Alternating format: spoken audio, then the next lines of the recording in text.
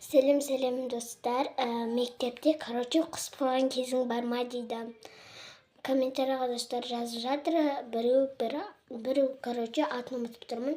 Сол біреу жазып жіберді, мектептегі қысқан нең бар ма дейді. Давайте соны тез боянып, не істеп айтып тастайын мен де. Сол бірінші күндері тоқсаңыздаршы. Бірінші күндері мен себілді ме? Сөйтіп себілмепті.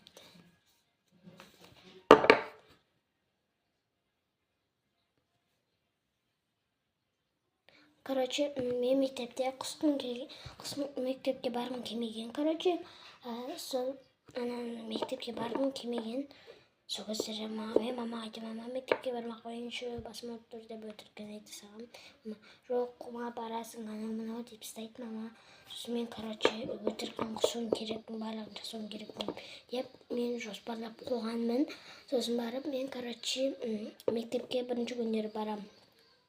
Барған кезде сосын барып, мұғалімдердің барлығы, ана жиналыста отыр, мен болсамшы араларына кіріп кеткенмін. Сол кездері араларына кіріп кеткенімді сосын барып. Салфетканы қып-қызыл қылдырып, жұтып қоям. Сосын барып не нәрсе жеймді, ашып кеткен тамақты жейм. Ашып кеткен тамақ бірінші деп нелерге, мектептегі нелерге айтам, поварларға айтам, бүйтіп маған ашып кеткен тамақ беріңіз, анау деймін, тұрып қалғаннан кезде. Беріңізші, өтінем, керек болып жатыр. Сол аяқта бір нәрсе істеп жатыр едік деп, сосын барып береді да, мен сол кездері аламда сосын мен оны жейм, бір жерге отырып. Сосын жеп болғаннан кейін, маған бүйтіп айтады ғой, сезім деген подружка болған. Маған бүйтіп айтады ғой, сосын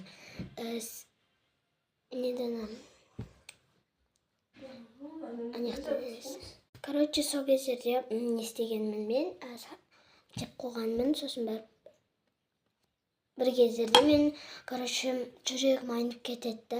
Сосын мен құсқым келіп кетеді. Сосын, мен апаға айтам, әпке,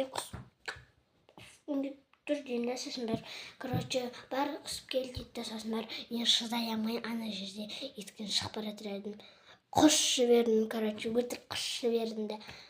Сосын ішінен, ура, заданием орындалды деп еді.